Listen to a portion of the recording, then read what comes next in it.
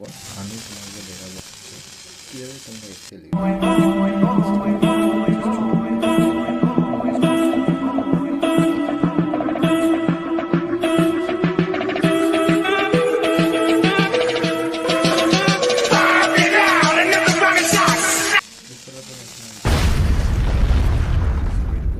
Select করে নেবে।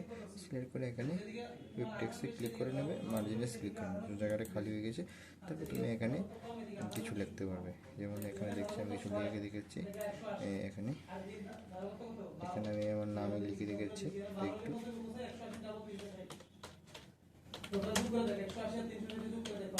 ঠিক আছে, আমি আমার নাম লিখে রেখেছি।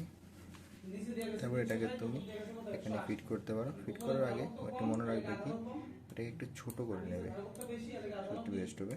এটা আমাদের তো বসাতে হবে না, ছোটো করে আমি এখানে অ্যাডজাস্ট করে দিচ্ছি।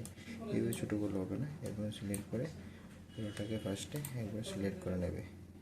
সিলেক্ট করে নিয়ে সাইজ একটু কমিয়ে নেবে। কমিয়ে নেওয়ার পর দেখবে এখানে পুরো অ্যাডজাস্ট হয়ে গেছে। তারপর এখানে বসে নেবে।